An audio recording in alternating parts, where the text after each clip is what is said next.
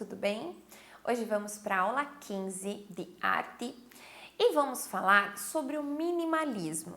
Aí um estilo de arte é bem característico e ser um minimalismo é reduzir ao máximo, é o mínimo de elementos possíveis.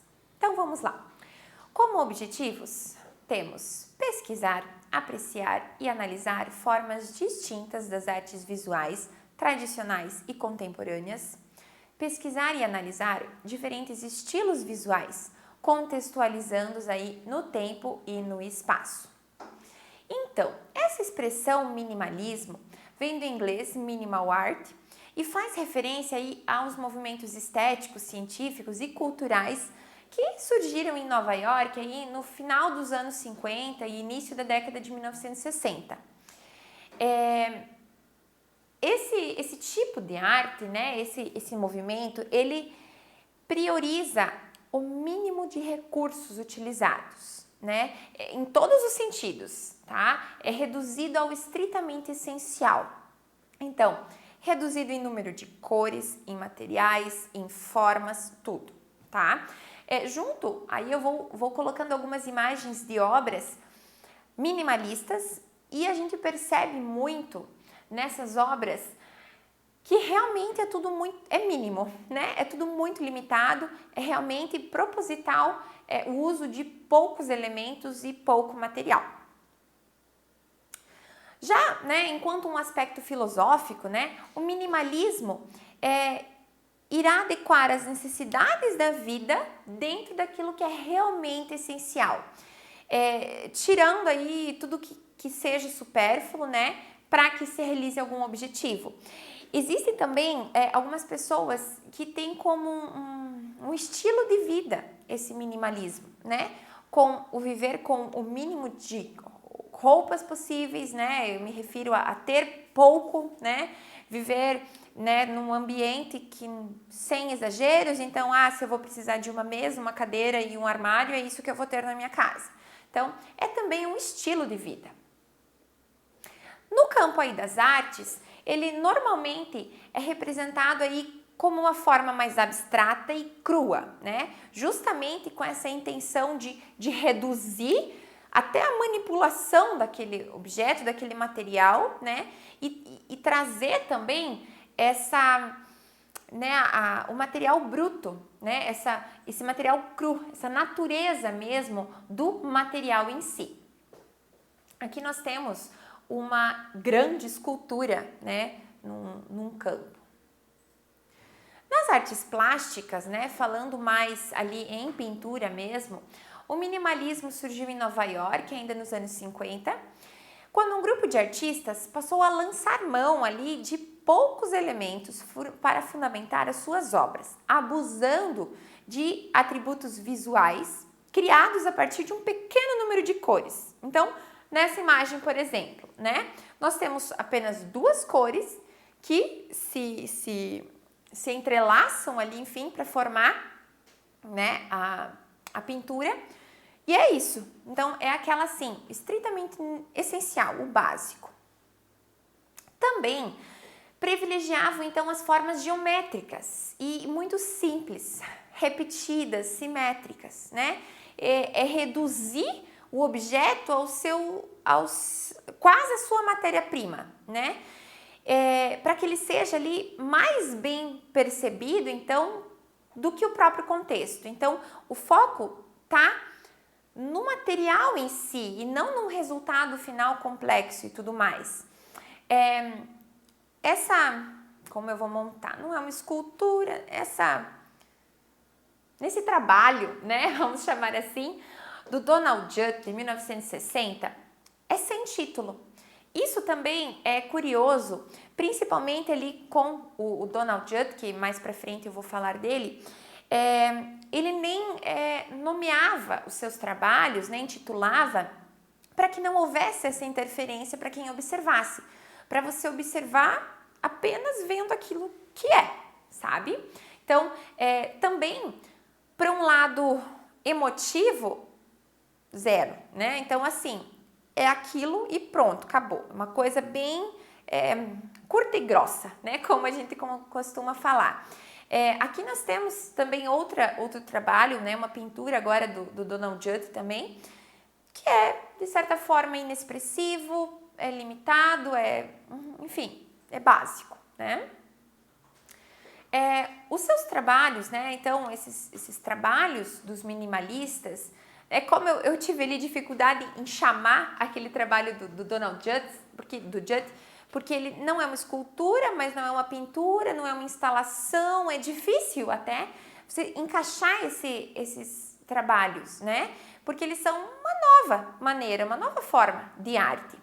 Outro trabalho aqui do Donald Judd, sem título também, né? Onde nós vemos uma série de blocos, digamos assim, colocados então. Como um dos principais aí destaques do movimento, temos o Donald Judd, nascido em 1928, falecido em 1994. Ele é reconhecido como um dos mais importantes artistas minimalistas americanos, né? Ele fez aí um grande sucesso nessa área.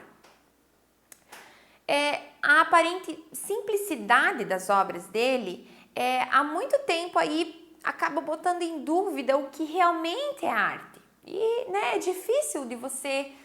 Às vezes você até se pergunta, mas o que seria esse objeto? É uma obra de arte, né? O que é arte? É difícil dizer. Também, outro detalhe aí que torna mais difícil ainda, que os trabalhos, muitas vezes, não eram feitos diretamente pelo Judd e nem por seus auxiliares ali do seu ateliê. Geralmente, eles... passavam então para fabricantes terceiros. Então ele fazia aquela ideia, aquele projeto, mas mandava fazer essas peças fora. Então não tem essa particularidade do artista, não tem aquela mão ali do fazer. Então acaba ficando algo também um pouco impessoal, né? Outro trabalho então sem título. Como eu falei, essa evidência do gesto pessoal não tem, né? Esse toque pessoal. E também não tem uma referência a alguma figura humana, algo, né, emotivo e pessoal. Por isso, geralmente, parte aí dessas formas geométricas, desses blocos, né? E os materiais que o Judd vem, os materiais dele vêm muito em frente a isso, porque tem um contexto muito industrial, né? E não como uma obra de arte. Então, às vezes é muito mais visto, sei lá, essa imagem, por exemplo, como até uma bancada, quem sabe, né? Um balcão de algum restaurante, alguma coisa, não como uma obra de arte. Então, tem essa impessoalidade nesse trabalho. E todo sem título ali na descrição da imagem. Tanto que o Judd ele resistiu à palavra escultura, né, para esses trabalhos, porque não era uma escultura, era um trabalho diferente, né, não tinha o mesmo significado que a escultura teria até então. Né, falas do próprio Judd: sempre considerei meu trabalho outra atividade de algum tipo, então era aquela incerteza, né? Eu certamente não achava que estava fazendo escultura. Então, vejam só, ele já tinha essa consciência, na criação, já tinha essa consciência que era um tipo de arte, ele estava exprimindo uma ideia e tudo mais, mas era tão básico, né, tão minimalista, não era uma escultura, porque muitas vezes nem era feito, né, por ele mesmo, tinha essa repetição das formas, esse geometrismo, então... era um novo tipo de arte, né? É uma arte minimalista. Aqui nós temos um exemplo de um trabalho do Donald Judd, realizado então no Texas, onde essas estruturas, né, que não são esculturas, elas estão colocadas, né, pela proporção ali com a imagem, a gente vê que são, né, grandes cubos ali, né, colocados então no deserto de Chihuahua. Outros trabalhos do Donald Judd também, todos sem título, né? Os dois primeiros ali feitos em 1974 e abaixo aquele tipo de espiral, né? Feito em 1977. Também aqui eu chamo a atenção até para o uso das cores, a repetição das cores, né? Então, naqueles cubos dourados, são uma sequência de cubos dourados, né, colocados lado a lado. Nessas formas ali retangulares com o fundo laranja, é a mesma maneira, a repetição do mesmo objeto, do mesmo, né, trabalho ali, é repetido. Essa repetição, então, minimiza os materiais, restringe as cores, torna muito básico, muito minimalista. Outro grande nome aí, que pode ser aí considerado, né, um dos fundadores desse movimento, né, propriamente dito, é o Frank Stella. Ele é um artista gráfico, escultor e pintor estadunidense. Ele também trabalha como designer, fotógrafo, né, escultor, gravador, então é aí, né, multifunções, mas foi aí um dos fundadores desse movimento. Nos trabalhos dele, ele tem aí uma ambiguidade, né, nos títulos das suas obras. Essa pintura, por exemplo, se chama Ifafa II, de 67, e Ifafa é o nome de uma praia muito famosa, então, na África do Sul. Como muitas das obras dele, então, tem essa ambiguidade no título. Então, ela está ali como título daquela obra, mas ela significa ou quer dizer outra coisa, né? Mas aqui também vemos as linhas, cores limitadas, os formatos simples e mínimos. Também, né, essencial para o trabalho do Stella, há uma alusão à narrativa, né, ao inconsciente, ao simbolismo da sua obra. Seu trabalho força o espectador a observar e simplesmente desfrutar. Então, olhar, né, por olhar, enfim. Como ele mesmo, né, cita, o que você vê é o que você obtém. Esse quadro, né, que nós vemos na imagem de 1970, aqui ele está também, ele tem grandes proporções e eu chamo a atenção também para o formato não tradicional ali de telas retangulares ou quadradas. Esse trabalho, que se chama Aran 2, né, é muito parecido com esse anterior também, que representa ali essas cores, essas formas aleatórias. Essas listras, então, desse trabalho enfatizam o achatamento da composição, né? Lembrando o espectador que observa que a pintura é só cobrir uma superfície ali com tinta. Então, é uma coisa plana, muito, muito achatada. Esse conceito, então, ele reforça, né? É reforçado, então, pelo uso de uma tela em formato diferente, né, que desafia aí nosso entendimento, né, do que se trata e também acaba trazendo uma característica mais particular, então, para o trabalho do Frank Stella.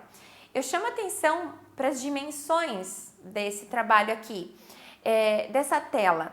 Ela mede 3 metros por 6, 3 por 6, imagina, né, é imenso. Então, tanto o formato, as dimensões, o uso das cores, né, para essa pintura, então reforça essa intenção que, né, a pintura, a tela é somente a tinta sobre uma superfície. No designer também, né, há essa influência do minimalismo e para o design, né, menos é mais. Né? Ele também é definido, né, como fazer mais com menos. Então, tanto no design de construções como no design de produtos, tá? Isso se aplica. Aqui eu trouxe algumas imagens que de um projeto ali que tinha como exercício imaginar embalagens muito famosas e comuns, como elas seriam com um design puramente minimalista.